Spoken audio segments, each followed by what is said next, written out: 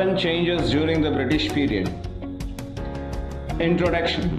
The evolution of towns has occurred in different ways and in different stages. Towns flourished since prehistoric times in India. Towns in India can be classified into ancient towns, medieval towns, and modern towns. In ancient times, towns emerged in and around of residential places of kings and its location easily accessible to sea and rivers for trade. Harappa, Mohenjo-daro, Varanasi, Allahabad, and Madurai are well-known ancient towns. Medieval towns.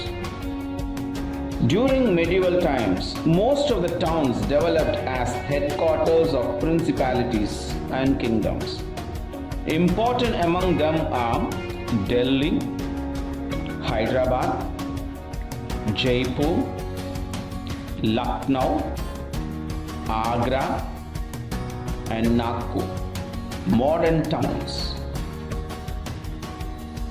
The arrival of Europeans brought about new changes in the development of towns. They first developed some coastal towns such as Surat, Daman, Goa, and Pondicherry. The British, after consolidated their power in India, developed three main cities, Mumbai, Chennai, and Kolkata, as administrative headquarters and trading centers.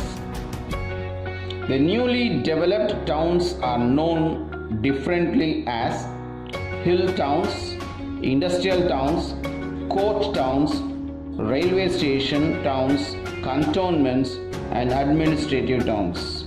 Unique features of urbanization under the British.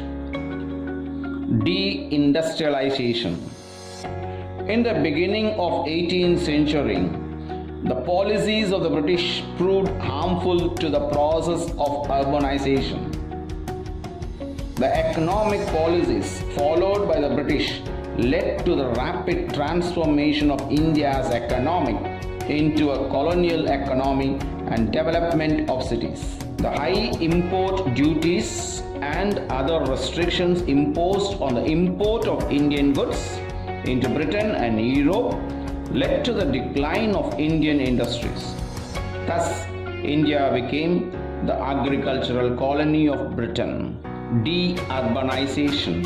The gradual erosion of kings' power led to the demise of towns associated with their rule.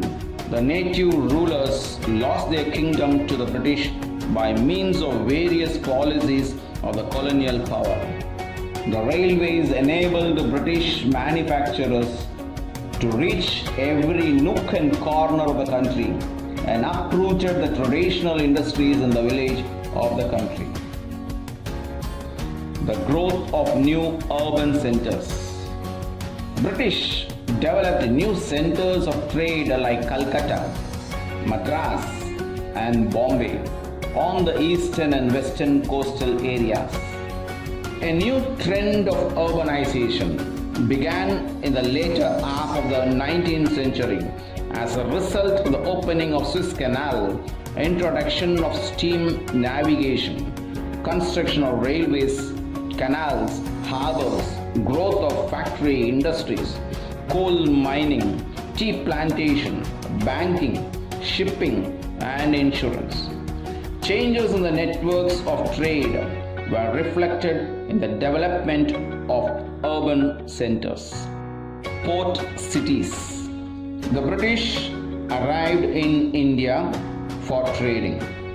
Madras, Calcutta, and Bombay became the important ports.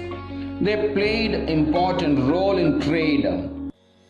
These cities became the prominent commercial areas with tall European-styled buildings. Fort St. George in Madras and Fort St. William in Calcutta were the best examples. colonial urban development. Port cities, capital of provinces developed around ports. Cantonments, capital of inland provinces along the trunk routes and strategic places. Hill stations, a social space developed by the colonial community for health and recreation. Railway towns, developed on plains for quick movement of troops and transport of goods. Cantonment towns.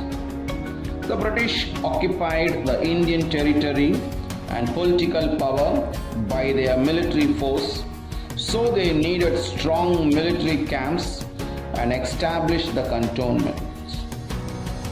Army people began to live in these places and gradually they were grown up into a city. For example, Kanpur, Lahore. Hill stations. Hill stations were distinctive features of colonial urban development.